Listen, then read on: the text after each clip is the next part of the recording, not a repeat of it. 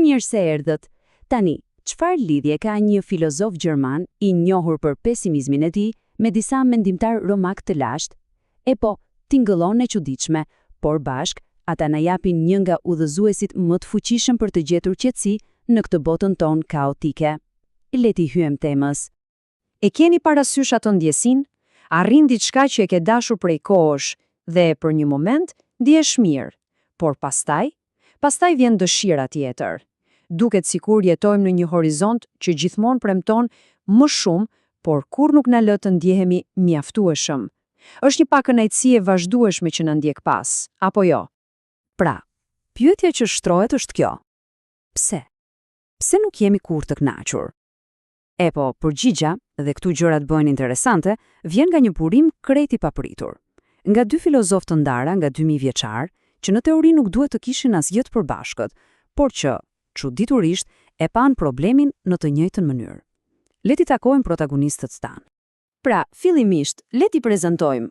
Në njërin cep kemi Arthur Schopenhauerin, filozofi gjerman I shekullit të 19, I njohur si pesimisti kryesor I filozofisë perëndimore, dhe në cepin tjetër kemi stoikët e Romës së lashtë. Mendoni për njerëz si Seneca, Epikteti, madje edhe perandori Mark Aureli. Për Schopenhauerin, bota ishte thelbësisht irracionale, një lojë pa kuptim. Stoikët, nga ana tjetër, ishin krejt e kundërta. Ata besonin se universi ishte racional, I rregullt, I drejtuar nga një parim që I quanin logos. Pra, kemi pesimistët kundër optimistëve moral, irracionalen kundër racionales. Duket si një përplasje e pashmangshme, por ja ku është çudia. Ata të dy shkruan praktikisht të njëjtin manual për të menaxhuar mendjen njerëzore. Dhe këtu fillon të zbulohet misteri, surpriza e parë. Edhe pse vinin nga botë krejt të ndryshme, diagnoza e tyre për problemin ton ishte thuajse identike. Le të fillojmë me Schopenhauerin. Ai e identifikoi rrënjën e gjithë kësaj pakënaqësie me diçka që e quajti vullneti për të jetuar. Tani, kujdes, kjo nuk është thjesht dëshira për të marrë frymë. Jo, për të, ky vullnet ishte një forcë e verbër, një impuls irracional dhe I pangopur që ekziston brenda çdo gjallëse, duke na shtyrë të duam të kërkojmë, të luftojmë pafundësisht. Dhe problemi kryesor është ky vullnet nuk kënaq atkur. Sapo plotëson një dëshirë, ai menjëherë krijon një të re. Dhe kjo na çon në atë që mund ta quajmë rutina e dëshirës. Imagjinoni një rutinë vrapimi, ku vija e finishit lëviz sa herë që I afrohesh. Kështu funksionon vullneti për të jetuar. Ne I themi vetes, vetëm edhe këtë arritje, vetëm edhe këtë gjë të re. Dhe pastaj do të jemi të lumtur. Por kjo është një kurth, është një mekanizëm biologjik, jo një plan logjik. Çdo fitore thjesht rinis lojën nga fillimi me një dëshirë të re. E pa besueshme, apo jo? Tani, le të kalojmë 2000 vjet pas në kohë të stoikët. Dëgjoni se sa e ngjashme është ideja e tyre.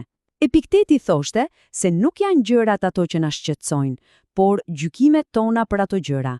Me fjalë të tjera, vuajtja nuk vjen nga bota e jashtme, ajo vjen nga kërkesa jone brendshme që bota të sillet ashtu siç duam ne. Kur realiteti nuk përputhet me skenarin ton, ja ku lind vuajtja. A nuk është kjo thjesht një mënyrë tjetër për të përshkruar të njëjtën rutinë dëshirash? Schopenhaueri e çon këtë ide edhe më tej me teorinë e tij të famshme të lavjerëzit. Ai thotë se jeta njerëzore lëkundet pafundësisht midis dy poleve. Nga njëra anë kemi dhimbjen. Kjo është dhimbja e të dashurit diçka dhe mos ta kesh atë. Dhe nga ana tjetër, sapo e arrin atë që doje, vjen mërzia, zbrazdia. Pyetja, po tani, kënaqësia sipas tij është thjesht ai momenti I shkurtër, kalimtar, kur lavjerëzi kalon nga njëri skaj në tjetrin. Mirë, diagnoza është mjaft e qartë dhe, le ta pranojmë, pak dëshpëruese. Por, a ka një kur? E po, lajmi I mirë është po, dhe këtu, përsëri, pesimisti dhe stoikët bien plotësisht dakord. Ata na ofrojnë një plan konkret për të gjetur paqen. Gjithçka fillon me një ide të vetme, themelore. Ideja më e rëndësishme e gjithë filozofisë stoike, të cilën edhe Schopenhauer e përqafoi plotësisht, dikotomia e kontrollit. Thjesht, duhet të mësojmë të ndajmë botën në dy kategori, gjërat që mund t'i kontrollojmë dhe gjërat që absolutisht nuk mundemi. Le ta bëjmë këtë shumë konkretisht. Çfarë nuk mund të kontrollojmë? E pothuajse gjithçka jashtë nesh. Pasurinë, famën, opinionet e të tjerëve, ngjarjet e botës. Dhe çfarë mund të kontrollojmë? Vetëm 3 gjëra: mendimet tona, vendimet tona dhe reagimet tona. Tani mendo pak, ku e shpenzojmë 99% të energjisë sonë, duke u shqetësuar? Pikërisht te lista e parë. Dhe kjo, sipas tyre, është rënja e gjithë ankthit ton. Ne po përpiqemi të pilotojmë stuhin, në vend që të forcojmë anijen ton. Dhe kjo ide na çon direkt te një pikë tjetër, ku ata pajtohen plotësisht: pasuria. Seneca e thot më së miri: i pasur është ai që ka pak dëshira. Pra, pasuria e vërtet nuk matet me atë që ke, por me atë që nuk të nevojitet. Është një ndryshim themelor perspektive. Po kështu edhe me famën, dëgjojeni Mark Aurelin. Sa i parëndësishëm është opinioni atyre që mbeten të huaj për veten e tyre. Të dy e shihnin kërkimin e duartrokitjeve si një lloj skllavërie. Si do ta lije lumturinë tënde në duart e njerëzve që as nuk e njohin veten e tyre? Është thjesht e palogjikshme.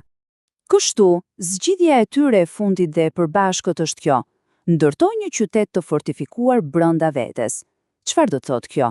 Do të thotë të kultivosh një botë të brendshme aq të pasur, me dije, me art, me reflektim, sa që të mos kesh nevojë për vërtetim apo argëtim të vazhdueshëm nga jashtë. Kur ke një mendje që kënaqet me veten e saj, je më pak i prekshëm nga kaosi i botës së jashtme. Ke ndërtuar fortesën tënde personale.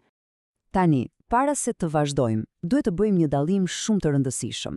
Edhe pse manuali praktik është i njëjtë, arsyet pse ata arritën aty janë krejtësisht të ndryshme. Le t'i shohim këto dallime. Për Schopenhauerin, universi ishte tragjik dhe irracional. Problemi ishte kozmik. Qëllimi i tij ishte një lloj dorëheqjeje paqësore nga kjo lloje pa kuptim të. Për stoikët e kundërta, universi ishte racional.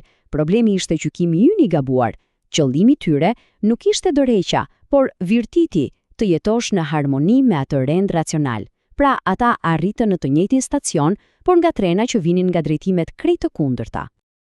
Atëherë çfarë na mbetet në fund? Si mund ta përdorim këtë urtësi të përbashkët? Le ta përmbledhim në një plan veprimi të qartë. Udhërrëfyesi final është ky. 1. Reduktoni varësitë nga bota jashtme. 2. Injoroni zhurmën, gjykimet e kota të turmës. 3. Dhe ky është më i rëndësishmi.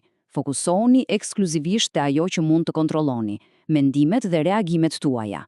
Dhe 4. Ushqeni kopshtin tuaj të brendshëm. Paqja nuk arrihet duke u përpjekur të riorganizosh botën e jashtme, por duke zotëruar botën e brendshme. Ja ku qëndron thelbi i gjithçkaje. Ekziston një ekuacion i thjeshtë: sa më shumë kontroll të kesh mbi veten, aq më pak pushtet ka bota e jashtme mbi lumturinë tënde. Çdo herë që përqendrohemi te bota jone e brendshme, ne po marrim mbrapsht një pjesë të fuqisë që ja kemi dhënë pa dashurje një bote indiferente. Dhe kjo na lë me një pyetje të fundit, një pyetje për ta marrë me vete. Vetëm sot, sa fuqi është dhënë pa dashje botës së jashtme? Sa energji është shpenzuar për gjëra që nuk mund të kontrollohen? Reflektimi mbi këtë pyetje, ndoshta është hapi i parë drejt rimarrjes së asaj fuqie